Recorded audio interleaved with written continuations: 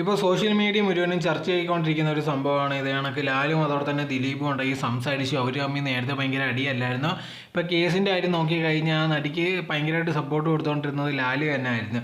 പെട്ടെന്നുണ്ടെങ്കിൽ ഇത് കണക്ക് മരണ വീട്ടിൽ വന്നപ്പോൾ ഇവർ രണ്ടുപേരും കൈ കൊടുക്കുന്നു, അങ്ങോട്ടും ഇങ്ങോട്ടും വെള്ളം കൊടുക്കുന്നു. ഇതൊക്കെ ഉണ്ടെങ്കിൽ വീഡിയോ ആയിട്ട് ഭയങ്കരമായിട്ട് വെളിയിൽ വന്നപ്പോഴത്തേക്ക് ആൾക്കാർ പലരും ഉണ്ടെങ്കിൽ പറയാൻ തുടങ്ങി ഇത് കണക്ക് ഇവരെന്ത് കാലുമാറി കളിക്കുവാന്ന്. അതോടെ തന്നെ അവസാനം അവർ ഒന്നിച്ച് നമ്മളാരായെന്നുള്ള രീതിയിലൊക്കെ ഒരുപാട് പേരുണ്ടെങ്കിൽ കമൻസ് ഇട്ടിട്ടുണ്ടായിരുന്നു.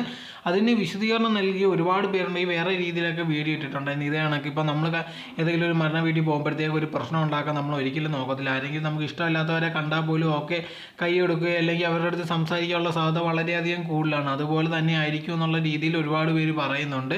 തീർച്ചയായിട്ടും അത് തന്നെയാണ്. ഇപ്പം നമ്മൾ എവിടെയെങ്കിലും ഏതെങ്കിലും ഒരു മരണ വീട്ടിൽ പോകുമ്പോഴത്തേക്ക് അവിടുത്തെ സിറ്റുവേഷനാണ് നമ്മൾ നോക്കുന്നത്. അതല്ലാതെ നമുക്ക് ആരെങ്കിലും ഇഷ്ടമല്ലെന്ന് പറഞ്ഞാൽ അവിടെ കിടന്ന് അടി ഉണ്ടാക്കുകയോ അങ്ങനത്തെ ഒന്നും ചെയ്യത്തില്ല. അതിനാണ് ഏറ്റവും പോസിബിലിറ്റീസ് ഉള്ളത്. അതല്ലാതെ വേറെ ഒന്നുമല്ല.